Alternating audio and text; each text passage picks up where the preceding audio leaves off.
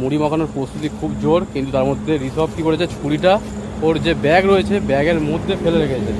আমি জানি না এখন যে পেঁয়াজ টিয়াজ কী দিয়ে কাটবে, তো হয়তো গোটাই দাঁত দিয়ে কেটে কেটে খেয়ে নেওয়া হবে। এখানে মুড়ি টুড়ি তো সব রাখাই রয়েছে। আর এখানে আমি চানাচুর এনেছিলাম। আমার যারা প্রিপারেশন ভিডিওটা দেখেছো তা তো অবশ্যই জানো। আর এই সমস্ত কারণেই কিন্তু আমি চানাচুর আর মুড়িটা সবসময় সাথে রাখি, যাতে অসময়ে কিন্তু এই জিনিসটাই আমাদের স্বাদ দেবে।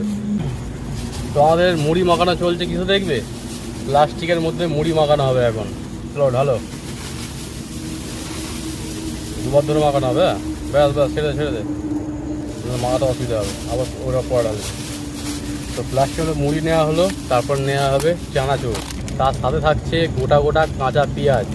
তো যার দাঁতের জোর আছে সে চিবিয়ে খাবে। দাও,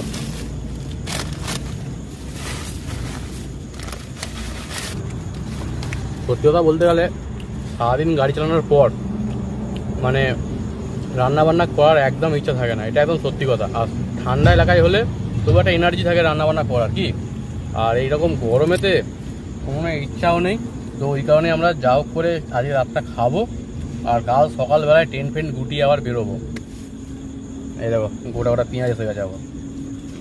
আমাদের পেঁয়াজ ছাড়ানো কমপ্লিট, সাথে থাকছে মুড়ি।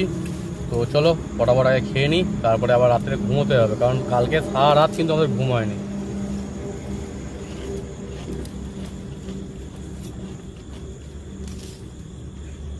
A few moments later. আমাদের খাওয়া দাওয়া করা কমপ্লিট, এখন প্রায় বাজে 9:30। তো আজকের ভিডিওটা আমি আর বেশি বাড়াতে চাইছি না, আজকের ভিডিওটা আমরা এখানে এন্ড করছি। ভিডিওটা যদি ভালো লাগে লাইক করো, কমেন্ট করো, চ্যানেলটাকে অবশ্যই সাবস্ক্রাইব করে দিও, এবং বন্ধুবান্ধব ফ্যামিলি মেম্বারদের সাথে বেশি করে শেয়ার করো। তো চলো দেখা হচ্ছে নেক্সট এপিসোডে খুব তাড়াতাড়ি। ততক্ষণ পর্যন্ত সবাই সুস্থ থেকো, ভালো থেকো।